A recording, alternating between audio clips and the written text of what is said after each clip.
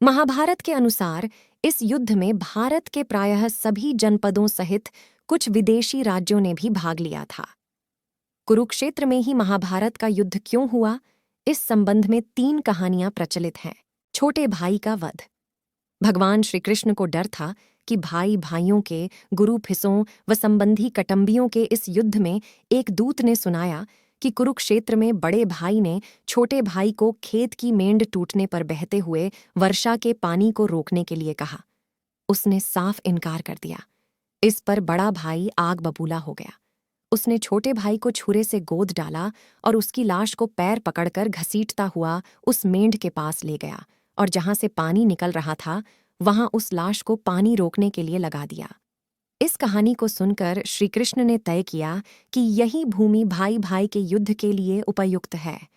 जब श्री कृष्ण आश्वस्त हो गए कि इस भूमि के संस्कार यहाँ पर भाइयों के युद्ध में एक दूसरे के प्रति प्रेम उत्पन्न नहीं होने देंगे, तब उन्होंने युद्ध कुरुक्षेत्र में करवाने की घोषणा की।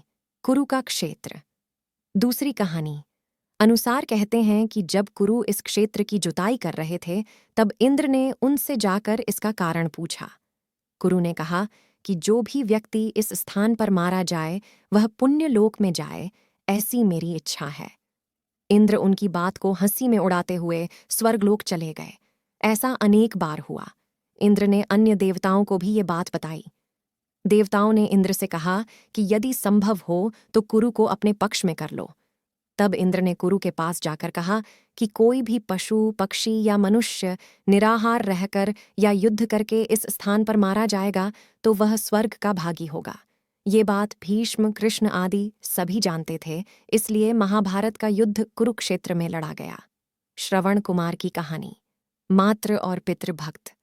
श्रवण कुमार की कहानी तो आपने सुनी ही होगी। श्रवण कुमार जैसे पितृभक्त खोजना मुश्किल है। वे अपने अंधे माता पिता की सेवा पूरी तत्परता से करते थे, उन्हें किसी प्रकार का कष्ट नहीं होने देते थे। एक बार माता पिता ने तीर्थ यात्रा की इच्छा की और वे उन्हें कामवर में बिठाकर तीर्थ यात्रा को चल दिए। बहुत से तीर्थ करा लेने पर एक दिन अचानक उसके मन में यह भाव आया कि पिता माता को पैदल क्यों न चलाया जाए। उन्होंने कामवर जमीन पर रख दी और उन्हें पैदल चलने को कहा। अंधे माता और पिता पैदल चलने तो लगे, पर उन्होंने साथ ही यह भी कहा, बेटा, इस भूमि को जितनी जल्दी हो सके पार कर लेना चाहिए। वे तेजी से चलने लगे।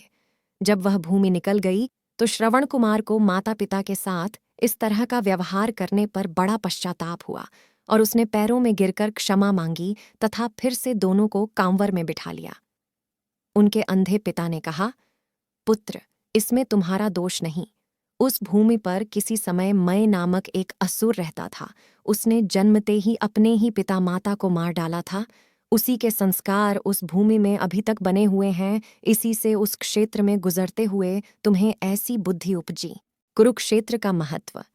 महाभारत के वन पर्व के अनुसार कुरुक्षेत्र में आकर सभी लोग पाप मुक्त हो जाते हैं और जो ऐसा कहता है कि मैं कुरुक्षेत्र जाऊंगा और वहीं निवास करूंगा, यहाँ तक कि यहाँ की उड़ी हुई धूल के कण पापी को परम पद देते हैं।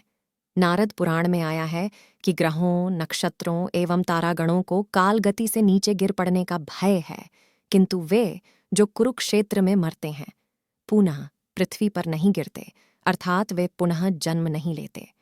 भगवद गीता के प्रथम श्लोक में कुरुक्षेत्र को धर्म क्षेत्र कहा गया है।